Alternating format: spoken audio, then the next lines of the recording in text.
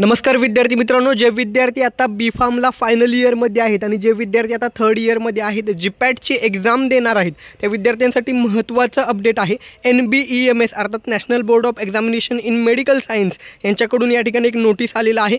जीपॅटच्या एक्झामचे forms कधीपर्यंत भरायचे आहेत, एक्झामची डेट आणि रिझल्ट कधीपर्यंत येणार, हे सगळं अपडेट या ठिकाणी आलेलं आहे.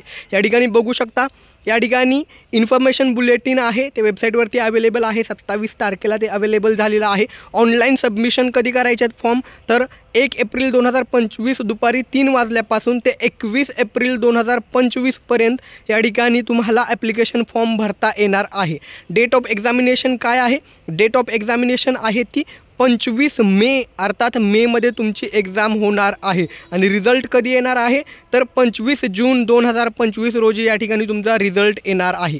अर्थात हा फॉर्म कसा भरायचा आहे, तर जे इन्फॉर्मेशन बुलेटिन आहे त्यासाठी ह्या PDF लिंक दिलेली आहे, त्यावरती क्लिक केलं तर तुम्ही डिरेक्टली जाणार आहात NBEMSच्या वेबसाईटवरती. या ठिकाणी सर्व अपडेट तुम्हाला भेटणार आहेत.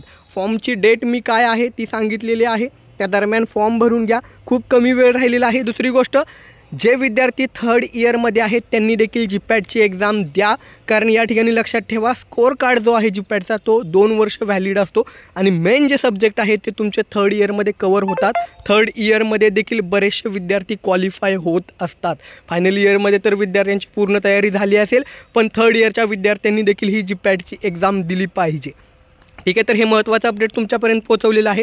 जीपॅट एक्झामबाबत तुमचे जर काही डाऊट्स असतील तर एक्झामची तयारी कधीपासून केली पाहिजे, कोणते सब्जेक्ट महत्त्वाचे आहेत, किंवा जे काही तुमचे डाऊट असतील जीपॅट एक्झामबाबत, त्या एक्झामचं बेनिफिट काय हे तुम्हाला माहीतच असेल. पण जे फर्स्ट इयरला विद्यार्थी आहेत त्यांच्यासाठी पुन्हा रिपीट करतो, GPAT graduate pharmacy aptitude test ही तुम्हाला M.Pharmच्या ॲडमिशनसाठी एक एंट्रन्स एक्झाम असते. ती क्वालिफाय झाला तर तुम्हाला M.Pharm करत असताना स्टायपंड मिळतो. शिवाय जीपॅट एक्झाम क्वालिफाय झाला तर तुम्हाला नायपरची एक्झाम देता येते. आणि भविष्यात तुम्ही M.Pharm नंतर जर PhD करणार असाल तर जीपॅट क्वालिफाय असाल तर प्रत्येक युनिव्हर्सिटीची पेट एक्झाम तुम्हाला सेपरेटली द्यायची गरज नाही. असे अनेक बेनिफिट जीपॅट एक्झामचे आहेत. त्यामुळं सर्व विद्यार्थ्यांनी जीपॅट एक्झाम द्या.